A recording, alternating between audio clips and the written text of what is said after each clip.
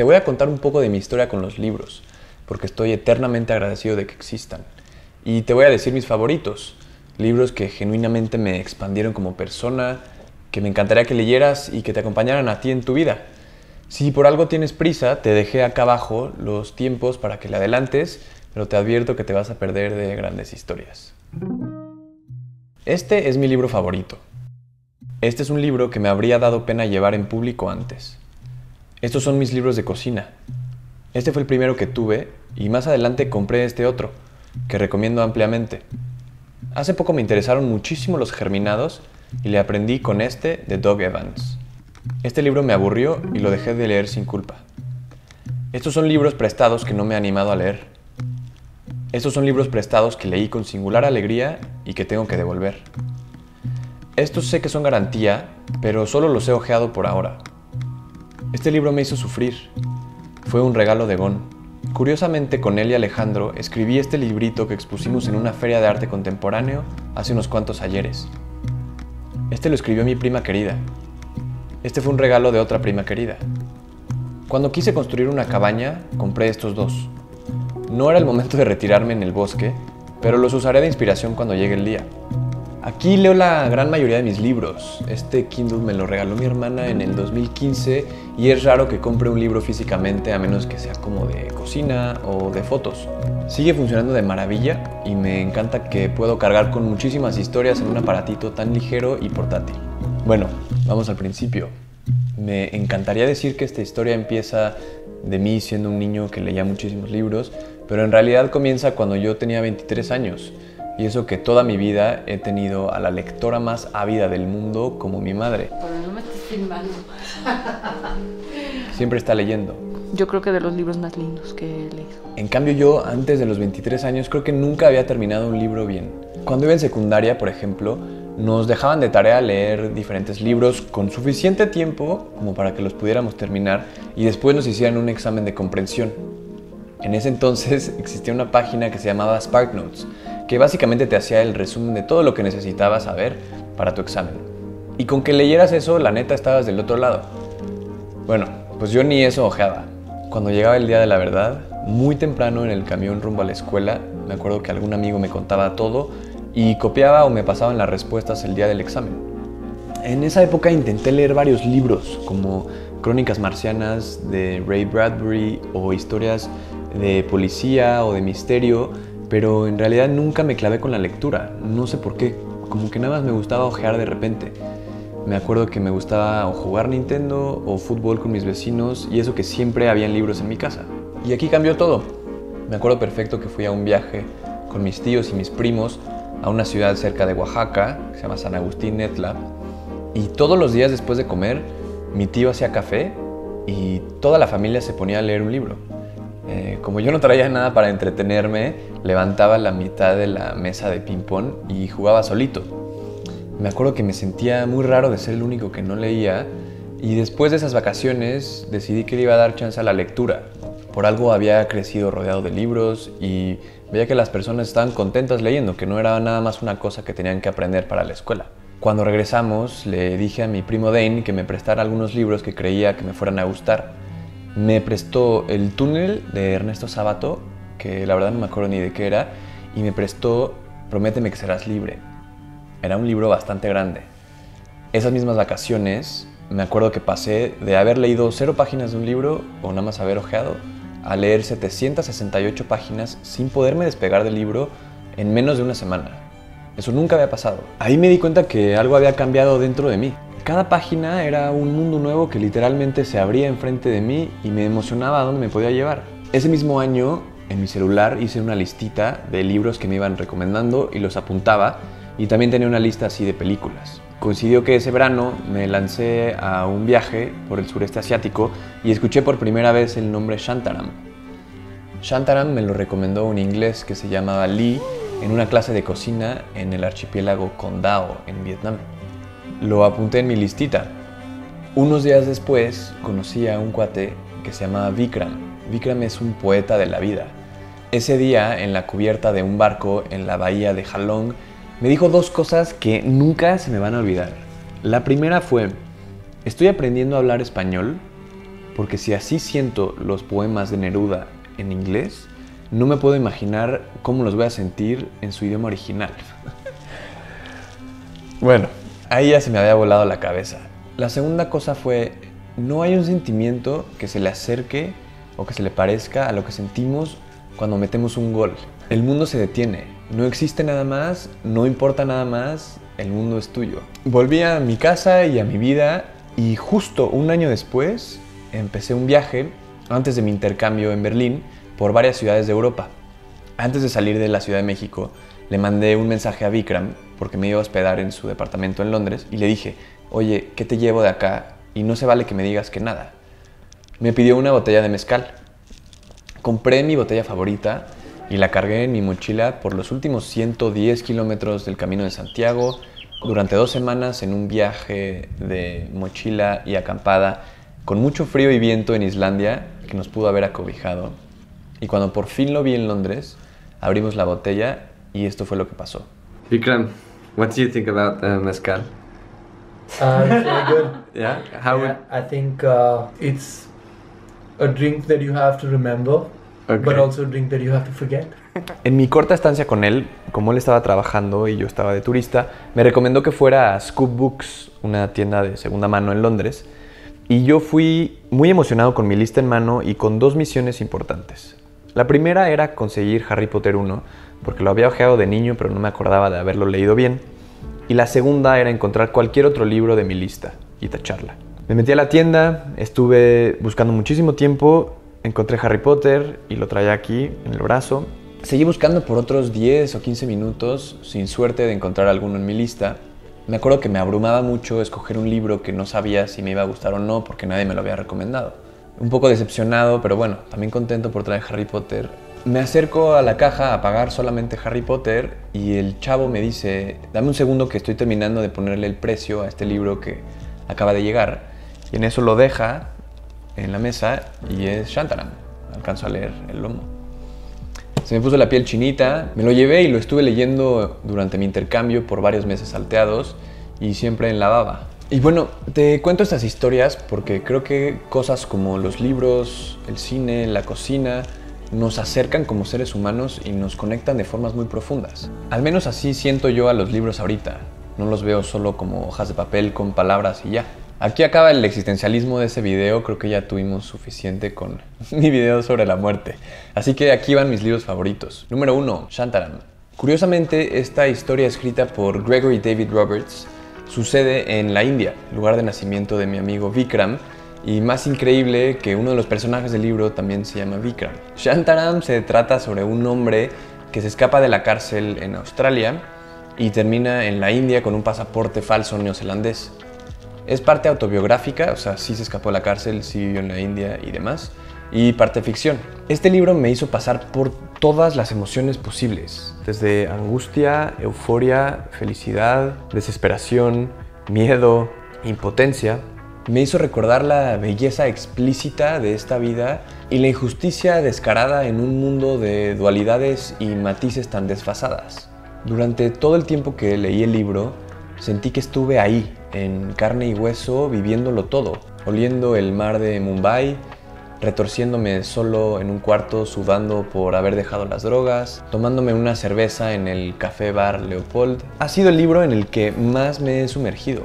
Me acuerdo perfecto que cuando lo terminé, lo abracé así fuertemente en el metro sin importarme si alguien estaba viendo o no. No me importaba nada más. Es bastante larguito y de repente lo leía como con prisa porque tal vez también antes pensaba que tenía que leer los libros rápido y tenía que leer muchísimos al año.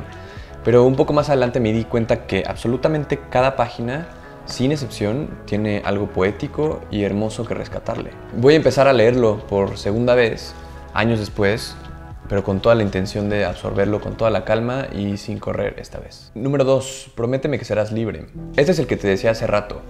Fue el primer libro choncho que leí y que me dio una probada bastante sabrosa del poder de las historias a través de las palabras y de la imaginación. Sin contarte de más, este libro se trata de un niño que vive en la costa de España, en la época de la Inquisición, y llegan unos piratas a invadir su aldea. Terminan raptando a su madre y a su hermana. Y la búsqueda por encontrarlas lo lleva a diferentes países y ciudades Y tiene un arco de personaje, un arco de historia bastante bien escrito. Es una historia súper completa también. Tiene desde aventura a amorío y pasan un sinfín de cosas. Me acuerdo que lloré mucho en una parte que curiosamente tiene que ver con los libros. Ya la verás cuando lo leas tú. Número 3. Big Magic. Big Magic realmente es mágico. Me acuerdo que lo leí en una época de mi vida que necesitaba un poquito de inspiración y un empujón. Este libro me dio eso y mucho más. Elizabeth Gilbert tiene una forma tan poética y bonita de explicar lo que significan las ideas para ella. Habla de creatividad, valentía, curiosidad e imaginación y de la relación que podemos llegar a tener con estas fuerzas invisibles, sin sonar hippie ni cursi. Y esto era algo que yo nunca había leído antes. Lo que más me gustó de Big Magic fue que pude como echarme un clavado en la mente de alguien más y absorber tantísima información que luego se volvió valiosa para mí. Te lo recomiendo ampliamente, te dediques a lo que te dediques. Número 4, You Are a Badass y You Are a Badass at Making Money. Estos son dos. Los dos fueron escritos por Jen Sincero y recomendados por Sofía.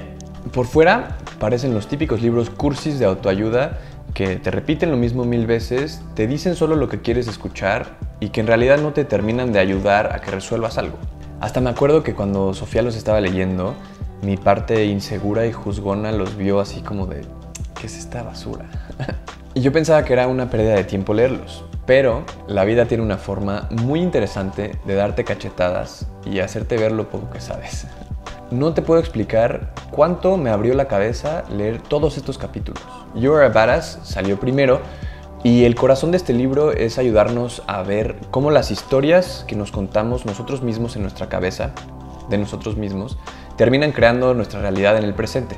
Entonces, cómo lo que estamos pensando ahorita y las historias que nos estamos contando ahorita van a definir también nuestro futuro. Justo lo empecé a leer porque tenía una duda gigantesca de hacer este canal de YouTube, de seguir buscando una manera de ser un documentalista independiente, de expresarme y de ser quien soy yo en realidad y de no tener miedo, etc. Lo más lindo es verme hoy a mí mismo aplicando cosas que leí hace unas semanas y que me están ayudando en mi vida en el presente. El segundo que salió, que es como el complemento perfecto para esto y que siento que fue escrito para mí, fue este, You're a Badass at Making Money.